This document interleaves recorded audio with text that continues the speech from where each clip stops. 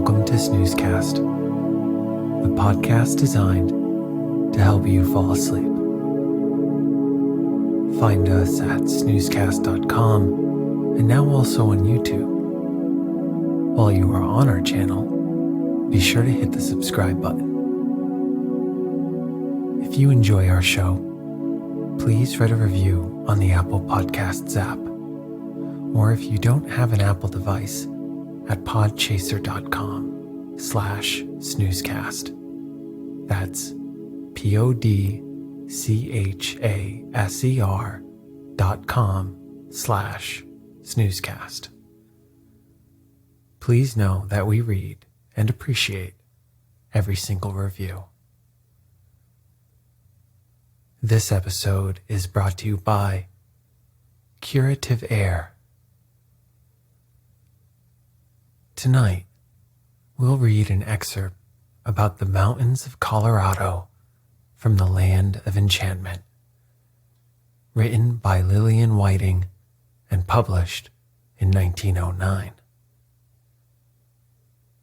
Pikes Peak is an ultra-prominent summit of the Rocky Mountains in North America and inspired Katherine Lee Bates to write the song America the Beautiful after she visited the summit.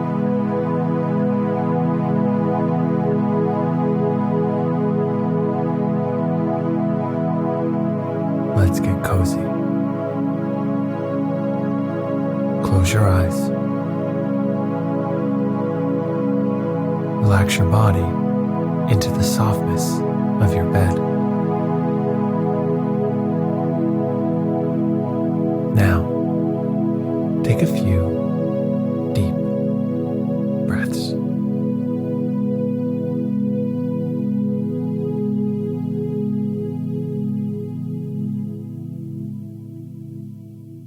And ever the spell of beauty came and turned the drowsy world to flame. Emerson.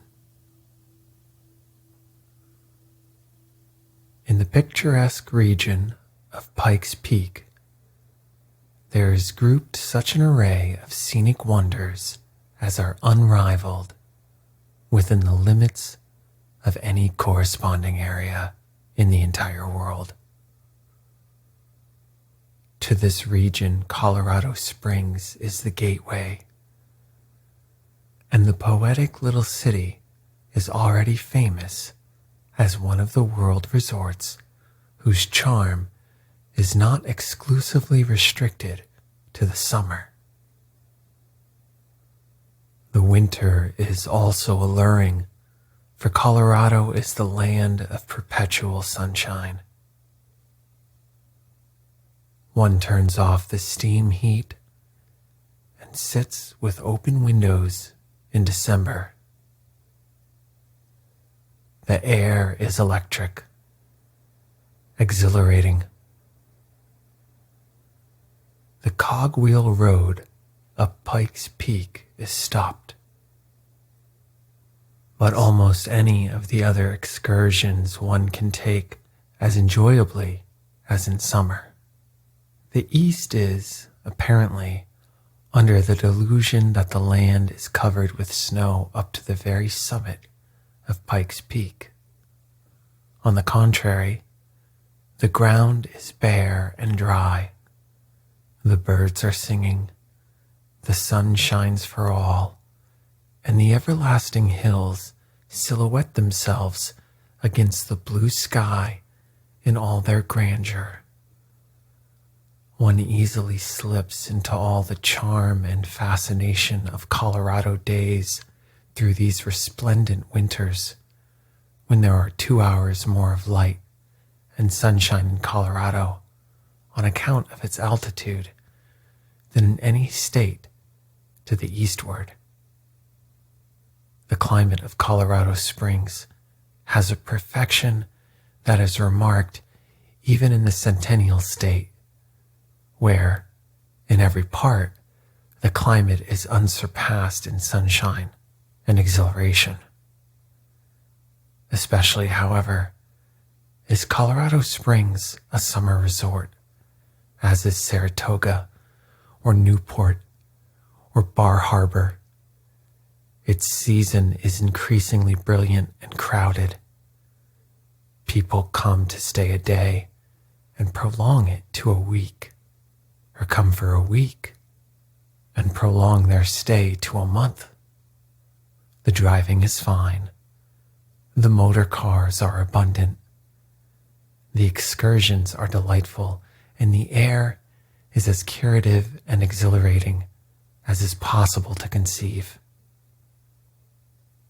The inner glories of the Rocky Mountains, with their vast canyons and giant peaks, their waterfalls dashing over precipices hundreds of feet in height, the fascinating glens and mesas for camping excursions or for scientific research and study, are all reached by this gateway of Colorado Springs. Pikes Peak, this stupendous continental monument, dominates the entire region. The atmospheric effects around its summit offer a perpetual panorama of kaleidoscopic changes of color and cloud forms. Looking out on the peak from Colorado Springs, 3 miles from its base, there are hours when it seems to be actually approaching with such swift though stately measure that one involuntarily shrinks back from the window in irrational alarm lest the grim monster shall bear down upon it with a force inevitable as fate, disastrous as a colossal iceberg wandering from polar seas and sweeping down with irresistible force against the side of a transatlantic liner. In a lightning flash of instantaneous, unreasoning vision, one beholds in imagination the impending destruction of a city.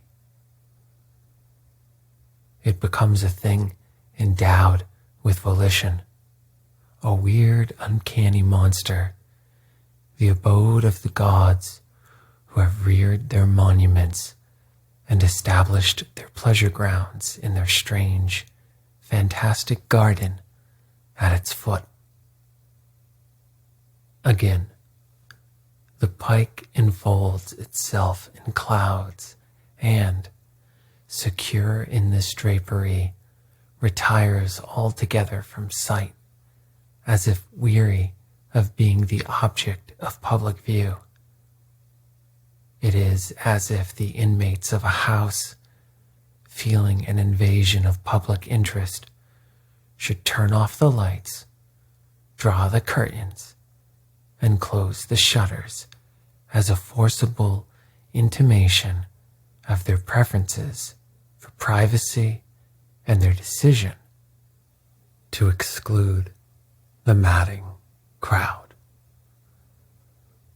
Sometimes the peak will flaunt itself in glorious apparel and gird itself in strength. With light it will deck itself as with a garment. It surprises a sunrise with the reflection of glory transfigured into unspeakable resplendence. It is the royal monarch to which every inhabitant of the Pikes Peak region, every sojourner in the land, must pay his tribute. The day is fair or foul, according as Pikes Peak shall smile or frown. All the cycles of the eternal ages have left on its summit their records, the silent and hidden romance of the air. The scientist alone may translate this aerial hieroglyphic. Omens and signs that fill the air to him authentic witness bear. This monumental peak of the continent shrouds in oblivion its mystic past, and still the handwriting on the wall may be read by him who holds the key to all this necromancy. The record of the ages is written on parchment that will never crumble. The mysteries of the very creation itself, of all this vast and marvelous West, of infinite expanse of sea, and of volcanic fires that swallowed up the waters and crystallized them into granite. This very record of titanic processes is written in mystic characters in that far upper air where the lofty peak reigns in approachable majesty. For while there are other peaks in the Rocky Mountains as high, and Long's Peak even exceeds it in altitude, there is no other which rises so distinctly alone and which so supremely dominates an infinite plateau that extends, like the ocean, beyond the limit of vision. There is one glory of the moon and another glory of the stars, as well as the glory of the sun in this mountain region of Colorado Springs. The sunsets over the mountains are marked by the most gorgeous phenomena of color, before whose intensity all the hues of a painter's palette pale. The gates of the New Jerusalem seem to open. Great masses of billowy clouds in deepest burning gold hang in the air. The rainbow hues of all the summers that have shone upon earth since the first rainbow was set in the heavens reflect themselves in 1,000 shimmering cloud shapes. It is one of the definite things of the tourist's day to watch from the western terrace of the Antlers these unrivaled sunset effects, and when, later, still in compliance with the unwritten laws that prevail in the empire of transcendent beauty, dinner is served at small tables on the terrace, where the flowers that form the centerpiece of each table, the gleam of exquisite cut glass and silver, and the music from an orchestra hidden behind the palms, and tall roses that fling 1,000 fragrances on the enchanted air, all blend as elements of the fairy scene whose background is a panoramic picture of mountains and sky. The visitor realizes an atmosphere of enchantment that one might well cross a continent to gain. Again, there is the glory of the night.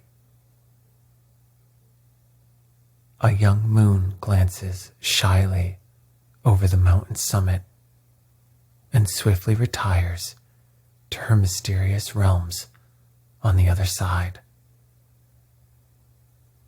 Each ensuing night she ventures still further afield, gazing still longer at the world she is visiting before she again wings her flight down the western sky,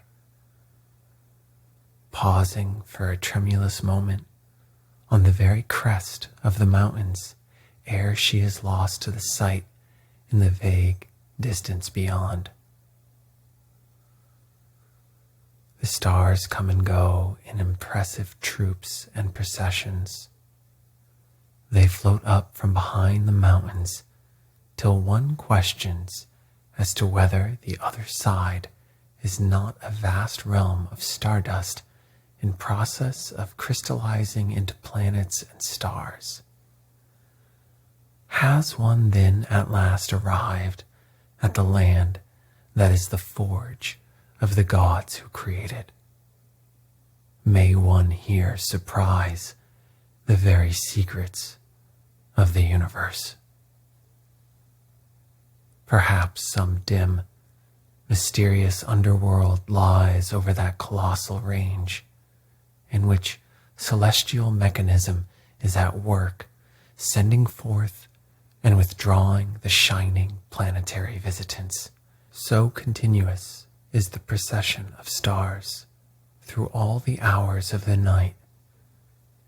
Each star, as it rises over the mountains or sets behind them, pauses for an instant on the crest for a preliminary survey or a parting glance of the world it is entering or leaving. It is still in the realms of doubt as to whether there may be discovered a royal road to learning, but a royal road to the summit of Pikes Peak, more than 14,000 feet above sea level, has been since 1890 an accomplished fact in the Manitou, and Pikes Peak Cogwheel Road, starting from Engelman's Glen, one of the famous resorts of Manitou. This lovely town that dreams away its summer at the base of Pikes Peak, guarded by precipitous mountain walls, is connected with Colorado Springs by electric trolley, and the little journey of 4 miles is one of the pleasure excursions of the region. The route lies past the Garden of the Gods, where the curious shapes of red sandstone loom up like spectral forms in some inferno. Like Naples, Colorado Springs is the paradise of the tourist, offering a new excursion for every day in the season. And there are few of these whose route does not include lovely Manitou, which is also the objective point from which to fare forth on this journey above the clouds into those mysterious realms where he who listens aright may hear spoken the words which it is not lawful for man to utter. The journey into aerial spaces opens in a defile of one of the deep canyons. The train on the one hand, clinging to the wall, while on the other one looks down a vast precipice, at the foot of which dashes a river over gigantic boulders. The route is diversified by the little stations on the way. Minnehaha, whose waterfall indeed laughs in the air and is given back in 1,000 ghostly echoes. The halfway house, nestling under the pinnacled rocks of Hellgate, must one always pass through the portals of Hades on his way to paradise. Strange and grotesque scenery companions the way. On the mountainside, one finds, of all things, a newspaper office, where a souvenir daily paper is issued with all the news of that new world above the clouds, Pikes Peak. The ascent is very steep in places. The verdure of the foothills vanishes. The trees cease to invade this upper air, and only the dwarfed aspen shivers in the breeze as it clings to some barren rock. New vistas open. The world of day and daylight duties is left behind. Gaunt, spectral rocks and uncanny shapes haunt that way. The air grows chill. Car windows are closed and warm wraps are at a premium. but the scene below, the sensation of looking down on the clouds, the view of lake, an inland sea high in the mountains, the new sensations of the rarefied air, all these seem to initiate one into a new world. From the summit, reached in a journey of 90 minutes, the view can only be described as that of unspeakable awe. An expanse of 60,000 miles is open to the gaze. To the west rise 1,000 towering peaks, snow-clad in a majesty of effect beyond power of portrayal. To the east, the vast plateaus stretch into infinite space. Below, the sun shines on floating clouds in all gleams of color. In the steel tower of the New Summit Hotel is a powerful telescope that brings Denver, 80 miles distant, into near and distinct view. In Colorado Springs, 14 miles as the crow flies. The telescope view even reveals the signs on the streets so they may be plainly read.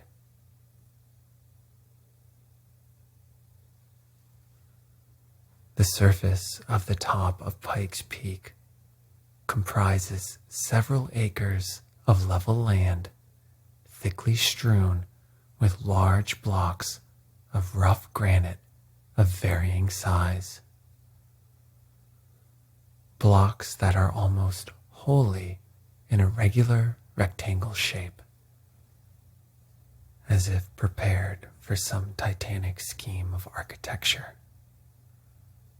The highest telegraph office in the world is located here, and the usual souvenir shop of every summer resort offers its tempting remembrances, all of which are closely associated with the genus loci, and are all a very part of the Colorado productions. A powerful searchlight was placed on Pikes Peak during the summer of 1906, adding the most picturesque features of night to all the surrounding country. Denver, Colorado Springs, Pueblo, the Cripple Creek District, the deep canyons of the Cheyenne Range, the silvery expanse of Broadmoor, whose attractive casino is the center of evening gatherings. All these points in the great landscape are swept with the illumination. A century has passed since Major Zebulon Montgomery Pike first discovered the shadowy crest of the mountain peak that immortalizes his name.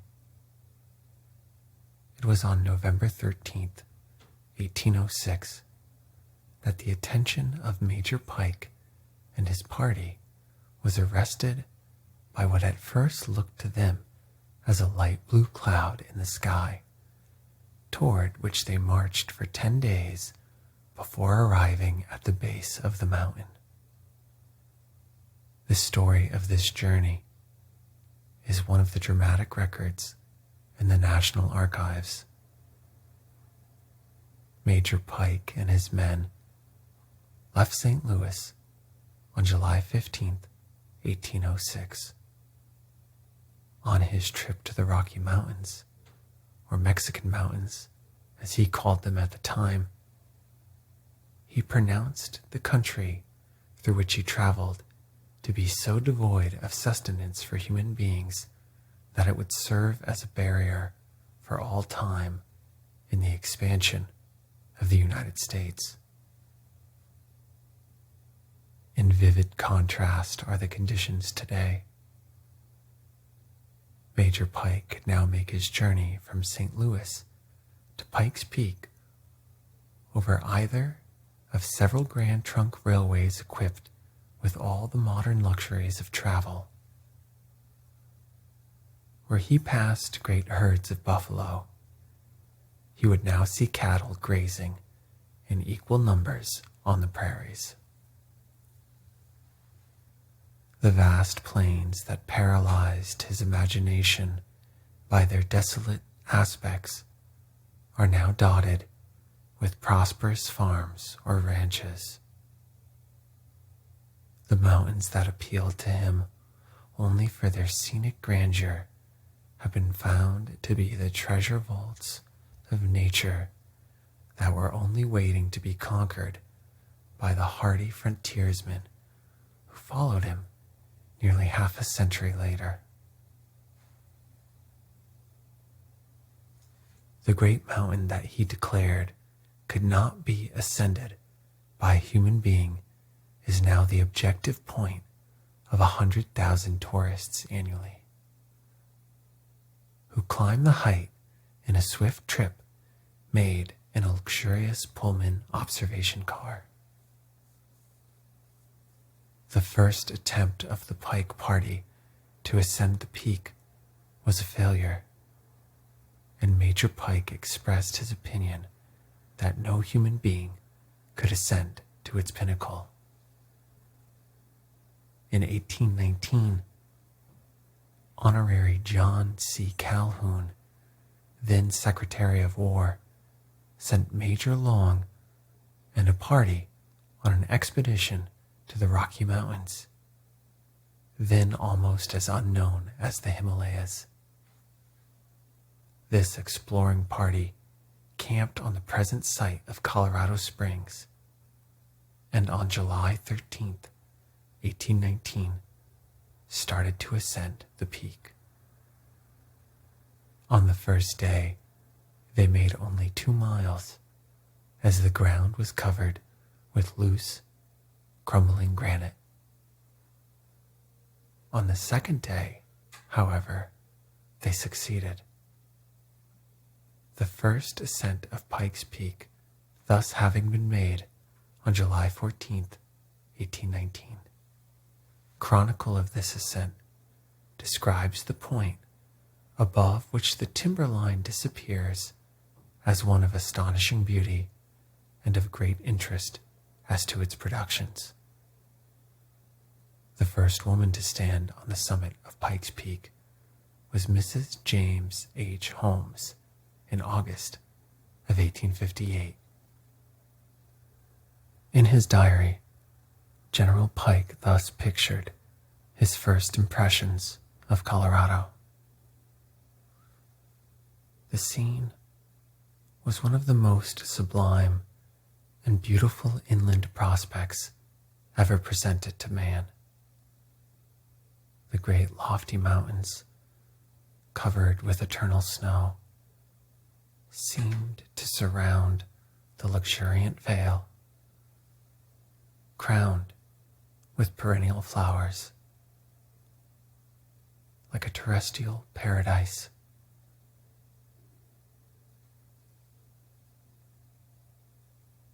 The memory of this hero cannot but invest Colorado Springs with a certain consecration of heroism that becomes indeed part of the omens and signs that fill the air. One of the noted excursions of the Pikes Peak region is the Temple Drive, a carriage road beginning in Manitou, traversing Williams Canyon, and climbing its west wall. The drive offers near views of the Temple of Isis, the Cathedral of St. Peter, the Narrows, and of St. Peter's Gate in the Cathedral Dome. It is fairly a drive in Elfland, and is as distinctive a feature of Colorado Springs life as is the famous drive from Naples